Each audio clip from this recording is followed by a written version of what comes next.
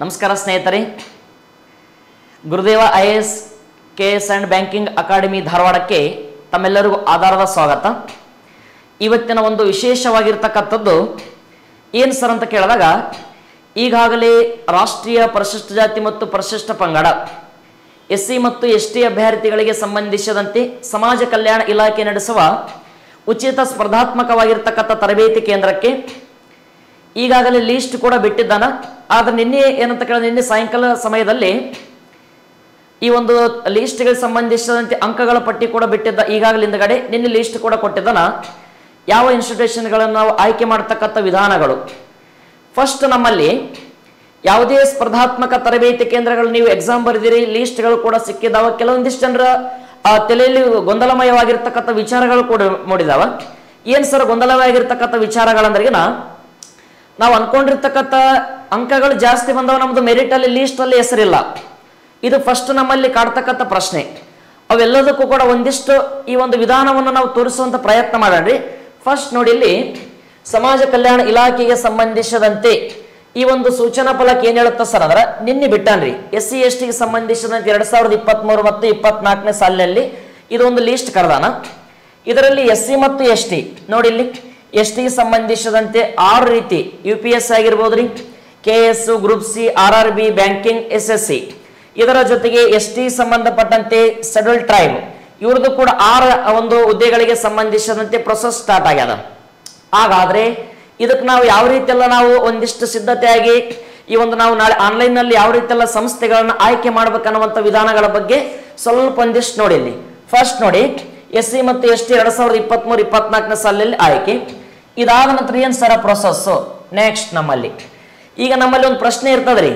ಏನ್ ಪ್ರಶ್ನೆ ಇರ್ತದ ಸರ್ ಅಂದ್ರ, ಸರ ನಮ್ಮದು ಲೀಸ್ಟ್ ನಾಗ ಅಂಕಗಳು ಬಹಳ ಇದೇವ್ರಿ, ಬಟ್ ಲೀಸ್ಟ್ ನ ನಮ್ದು ಹೆಸರು ಬಂದಿಲ್ಲ. ಅಂಕಗಳು ಜಾಸ್ತಿ ಇದಾವೆ, ಹೆಸರು ಬಂದಿಲ್ಲ. ರೀಸನ್ ಏನ್ ಗೊತ್ತಾ ಸ್ನೇಹಿತರೆ, ಇಲ್ಲಿ ನೋಡಿ, ಸ್ನಾನ ಹಂಚಿಕೆ ಅನ್ನುವಂಥದ್ರಿ, ರಿಸರ್ವೇಶನ್ ಅನ್ನುವಂಥದ್ದು ನಮಗ ಇಲ್ಲಿ ಬಹುಮುಖ್ಯವಾಗಿ ಗೊತ್ತಿರಬೇಕು. ವಿಶೇಷ ಚೇತನ ಅಥವಾ ಅಂಗವಿಕಲ ಹ್ಯಾಂಡಿಕ್ಯಾಪ್ಸ್ ಅನ್ನೋದು ಏನ್ ಕರಿತೀವಲ್ಲ, ಅಂಗವಿಕಲ ಅಭ್ಯರ್ಥಿಗಳಿಗೆ 4% ಕೊಟ್ಟಿದ್ದಾನ್ರಿ. ಅಂಗವಿಕಲ ಅಭ್ಯರ್ಥಿಗಳಿಗೆ 4% ಕೊಟ್ಟಿದ್ದಾನ. ಇನ್ನು ಹಾಸ್ಟೆಲ್ ವಿದ್ಯಾರ್ಥಿಗಳಿಗೆ ಈಗಾಗಲೇ ಸಮಾಜ ಕಲ್ಯಾಣದಲ್ಲಿ ಇಲಾಖೆ ಎದ್ಕೊಂಡು ಓದ್ಕೊಂಡಿರ್ತಾರಲ್ಲ, SLC ಆಗಿರ್ಬೋದು, ಡಿಗ್ರಿ ಆಗಿರ್ಬೋದು, PU ಆಗಿರ್ಬೋದು, ಈ ಲೆಕ್ಕದ ಸ್ಟಡಿ ಮಾಡಿದವರಿಗೆ 10% ಮೀಸಲಾತಿ ಕೊಟ್ಟಿದ್ದಾನ. ನೆಕ್ಸ್ಟ್ ವಸತಿ ಶಾಲೆ ವಿದ್ಯಾರ್ಥಿಗಳು ಕೂಡ 10% ಮೀಸಲಾತಿ. ವಸತಿ ಶಾಲೆ ಅಂದ್ರೆ ಏನ, ಈಗ ನಾವು ನವೋದಯ ತರಬೇತಿ ಪಡೆದಿರ್ತಾರ, ಸೈನಿಕ ತರಬೇತಿ, ಮೊರಾರ್ಜಿ ದೇಸಾಯಿ, ಕಿತ್ತೂರಾಣಿ ಚೆನ್ನಮ್ಮ ಆಗಿರ್ಬೋದು, ಇಂಥವು 10% ರೀ. ತದನಂತರ ಏನ್ಸಂದ್ರೆ ಮಹಿಳಾ ಅಭ್ಯರ್ಥಿಗಳಿಗೆ 33% ಮೀಸಲಾತಿ. ಇನ್ನು ಸೂಕ್ಷ್ಮ, ಅತಿ ಸೂಕ್ಷ್ಮ ಸಮುದಾಯ ಅಥವಾ ಸಫಾಯಿ ಕರ್ಮಚಾರಿಗಳ ಮಕ್ಕಳು 5%. ತದನಂತರ ಇತರೆ ಪರಿಶಿಷ್ಟ ಜಾತಿ ಪರಿಶಿಷ್ಟ ಪಂಗಡ 38. ಇದೆಲ್ಲದೂ ಕೂಡ ಕಾಂಪಿಟೇಷನ್ ಇದು. ಹಾಗಾದ್ರೆ ಈ ಲೆಕ್ಕದಾಗ ಅರ್ಜಿ ಈಗಾಗಲೇ ಕರೆದಿರ್ತಕ್ಕಂಥದ್ದೈತಿ. ಇನ್ನು ಅಭ್ಯರ್ಥಿಗಳ ಆಯ್ಕೆ ಆಗಿರ್ಬೋದು, ತರಬೇತಿ ಎಲ್ಲೆಲ್ಲಿ ಕೊಡ್ತಾರ ಸರ್, ಏನೇನು ಇದ್ರ ಬಗ್ಗೆ ಒಂದಿಷ್ಟು ವಿಚಾರಗಳು ನಮಗೆ ತಿಳಿಸೋಣ. ನೋಡಿ, ತರಬೇತಿ ಅವಧಿ.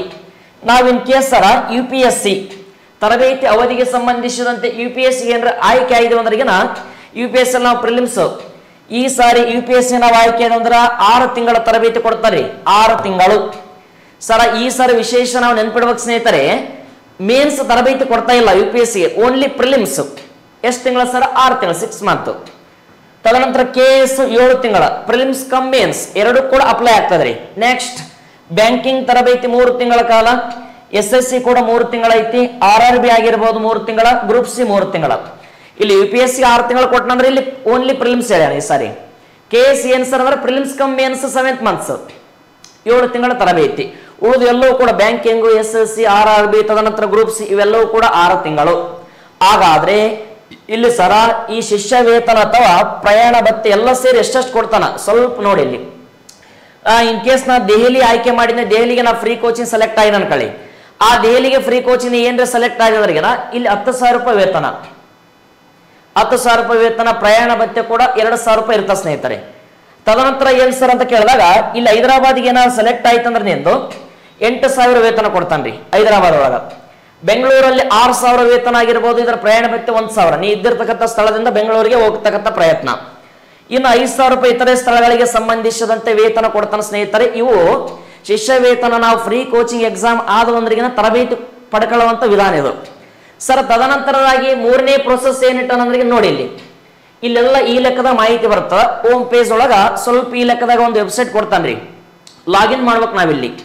ನಿಂದು ಯೂಸರ್ ಐಡಿ ಹಾಕ್ಬೇಕು, ಏನೇನೈತೆ ಹೆಸರು, ಅದು ಕರೆಕ್ಟ್ ಆಗಿರ್ತಕ್ಕಂಥ ಪಾಸ್ವರ್ಡ್ ಹಾಕ್ಬೇಕ್ರಿ. ತದನಂತರದಾಗ ಏನು ಸರ್ ಅಂದ್ರೆ ಇವೆಲ್ಲ ಕ್ಯಾಪ್ಷನ್ ಅಲ್ಲಿ ಏನಂತ ಕೇಳಿದಾಗ ಎಂಟ್ರಿ ಮಾಡ್ಕೋಬೇಕು.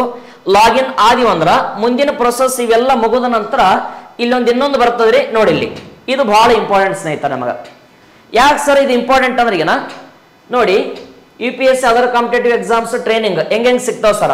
ಫಸ್ಟ್ ನಮಗ ಇಲ್ಲಿ ನಾವು ಆಯ್ಕೆ ಮಾಡ್ಕೋಬೇಕ್ರಿ. ಚೂಸ್ ಯುವರ್ ಇನ್ಸ್ಟಿಟ್ಯೂಟ್ ಅಂತ ಐತಿ. ಇದ್ರ ನಾವು ಒತ್ತಮಂತ ಯಾವ್ಯಾವ ಇನ್ಸ್ಟಿಟ್ಯೂಟ್ಗಳು ಎಲ್ಲೆಲ್ಲಿ ಬರ್ತಾವ. ಫಸ್ಟ್ ನಾ ಇಲ್ಲಿ ಫಾರ್ ಎಕ್ಸಾಂಪಲ್ ಒಂದು ಎಕ್ಸಾಂಪಲ್ ಹಾಕಿನ್ರಿ. ಇಲ್ಲಿ ರಿಜಿಸ್ಟರ್ ನಂಬರ್ ಹಾಕೇಳ್ಬೇಕು. ಸೆಕೆಂಡ್ ಒನ್ ಏನಂದ್ರೆ ಈಗ ಒಂದು ನೇಮ್ ಬರ್ಕೊಳ್ಬೇಕು ನಾವಲ್ಲಿ. ಥರ್ಡ್ ಒನ್ ಏನ್ ಸರ್ ಅಂದ್ರೆ ಈಗ ಕೋರ್ಸ್ ಒಳಗೆ ಏನೇನೈತೆ ಅಂತ ನೋಡ್ಕೋಬೇಕು. ಅಂದ್ರೆ ಫಾರ್ ಎಕ್ಸಾಂಪಲ್ KS ತಗೊಂಡಿದ್ ನೀನು, KS 7 ತಿಂಗಳ ಪ್ರಿಲಿಮ್ಸ್ ಕಮ್ ಮೇನ್ಸ್ ಅಂತ ಹೇಳಿ ನಾವು ಆ 7 ತಿಂಗಳ ಅವಧಿಗೆ ಈಗ ನೆಕ್ಸ್ಟ್ ಏನ್ ತೋರಿಸ್ತಾನೆ ಸರ್ ಅಂದ್ರ ಇಲ್ಲಿ ನೀನು ಆಯ್ಕೆ ಮಾಡ್ತಕ್ಕಂಥ ಇನ್ಸ್ಟಿಟ್ಯೂಷನ್ಸ್ಗಳು ಎಲ್ಲೆಲ್ಲಿ ಇದಾವ ಏನೇನ ಇದಾವ ಇದ್ರ ಬಗ್ಗೆ ಒಂದೆರಡು ನಿಮಿಷ ನೋಡಿ. ಬೆಂಗಳೂರು ಆಗಿರ್ಬೋದು, ಬೆಳಗಾವಿ ಆಗಿರ್ಬೋದು, ದಾವಣಗೆರೆ ಆಗಿರ್ಬೋದು, ಧಾರವಾಡ, ಹುಬ್ಬಳ್ಳಿ ಇವೆಲ್ಲ ಬೇರೆ ಬೇರೆ ಕಡೆ ಇದಾವ್ರಿ.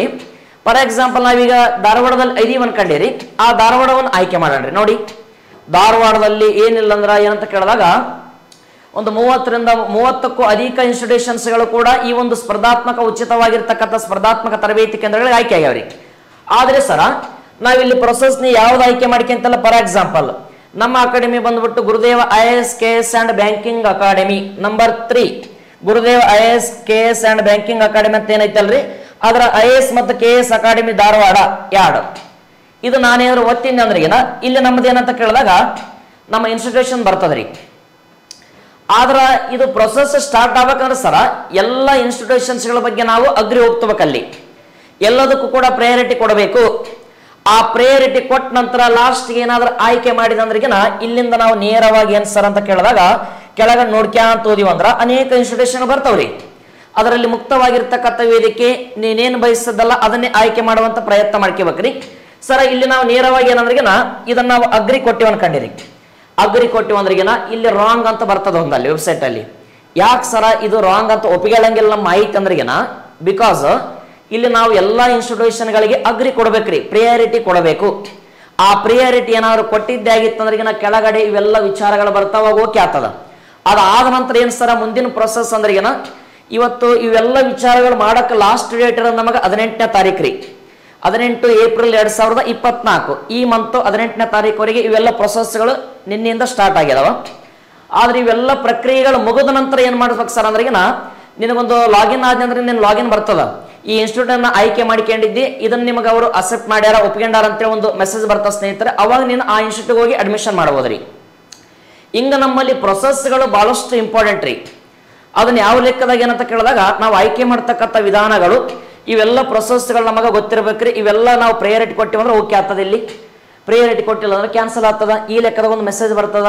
ಹಂಗಾಗಿ ನಾವು ಕಡ್ಡಾಯವಾಗಿ ಎಲ್ಲ ಇನ್ಸ್ಟಿಟ್ಯೂಟ್ಗಳಿಗೆ ಪ್ರಯಾರಿಟಿ ಕೊಡಬೇಕು. ಅವಾಗ ನಿನ್ನ ಸ್ಕೋರ್ ನೋಡಿ ಅಂಕಪಟ್ಟಿ ನೀನು ಎಷ್ಟು ತಗೊಂಡಿದ್ದೆಲ್ಲ ಅದರ ಆಧಾರದ ಮೇಲೆ ಇನ್ಸ್ಟಿಟ್ಯೂಷನ್ಗಳನ್ನು ಕೂಡ ಆಯ್ಕೆ ಮಾಡ್ತಕ್ಕಂಥ ಪ್ರಯತ್ನಗಳಿರ್ತಾವ. ಇವತ್ತು ಧಾರವಾಡ ಅನ್ನುವಂತ ಈ ಒಂದು ಪೇಡಾ ನಗರಿಯಲ್ಲಿ ಸ್ಪರ್ಧಾತ್ಮಕ ತರಬೇತಿ ಕೇಂದ್ರಗಳಿಗೆ ನಮ್ಮ ಮಾತೃ ಸಂಸ್ಥೆ ಆಗಿರ್ತಕ್ಕಂಥ ಗುರುದೇವ IAS ಅಂಡ್ KS ಅಕಾಡೆಮಿ ಕೂಡ ಆಯ್ಕೆ ಆಗಿರ್ತಕ್ಕಂಥದ್ದು. ಇದೇ ಮೊದಲ ಬಾರಿಗೆ ನಮ್ಮ ಗುರುದೇವ ಅಕಾಡೆಮಿ ಕೂಡ ಈ ಒಂದು ಉಚಿತ ಸ್ಪರ್ಧಾತ್ಮಕ ತರಬೇತಿ ಕೇಂದ್ರಕ್ಕೆ ಆಯ್ಕೆ ಆಗಿದೆ. ತಾವೆಲ್ಲರೂ ಕೂಡ ಸಾಧ್ಯ ಆದ ಮಟ್ಟಿಗೆ ಒಂದ ಮಾತನಾಗ ಹೇಳ್ಬೇಕಂದ್ರ ಕ್ವಾಲಿಟಿ ಅನ್ನುವಂತ ಒಂದು ಗುಣಾತ್ಮಕ ಶಿಕ್ಷಣವಾಗಿರ್ತಕ್ಕಂಥ ಈ ಗುರುದೇವ ಸಂಸ್ಥೆಯಲ್ಲಿ ತಾವು ಒಂದು ಬಯಸಿದ್ದೇ ಆಗಿತ್ತಂದ್ರಿಗಿನ ತಾವು ಕೂಡ ಉಚಿತ ಪ್ರವೇಶತೆಯನ್ನು ಸ್ಪರ್ಧಾತ್ಮಕ ಪರೀಕ್ಷೆಯನ್ನು ಕಲಿಯಬಹುದು ಸ್ನೇಹಿತರೆ. ಈಗಾಗಲೇ ತಮ್ಮ ಹಳೆಯ ವಿದ್ಯಾರ್ಥಿಗಳ ಪ್ರವೇಶವನ್ನು ಕೇಳ್ಕೊಂಡು ನಮ್ಮ ಸಂಸ್ಥೆಗೆ ತಾವು ತರಬೇತಿಗೆ ಅರ್ಜಿ ಆಹ್ವಾನ ಮಾಡಬಹುದು.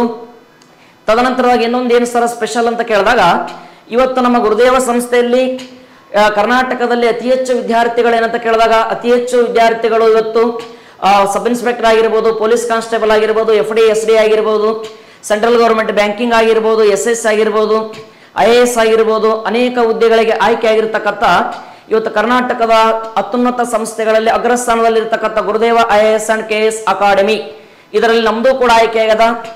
ತಾವು ನಮ್ದೇ ಆಯ್ಕೆ ಮಾಡ್ಬೇಕನ್ನೋದಂತ ಸರ ತಮ್ಮ ಸಲಹೆ ಮೇರೆಗೆ ನಿಮ್ಮ ಹಳೆಯ ಸ್ನೇಹಿತರು ನಮ್ಮ ತರಬೇತಿ ಕೇಳಿರ್ತಕ್ಕಂಥ ಉದಾಹರಣೆಗಳಿರ್ತಾವ.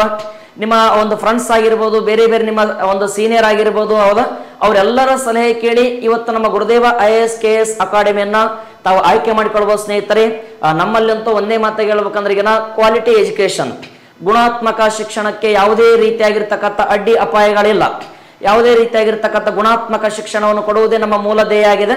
ಹಂಗಾಗಿ ತಾವು ಕೂಡ ನಮ್ಮ ಅಕಾಡೆಮಿಯನ್ನು ಆಯ್ಕೆ ಮಾಡಿಕೊಳ್ಳಬಹುದು ಅನ್ನುವಂಥದ್ದು. ತಾವು ಕೂಡ ಗುರುದೇವ IAS KS ಅಕಾಡೆಮಿಯನ್ನು ಆಯ್ಕೆ ಮಾಡಿಕೊಳ್ಳಿ.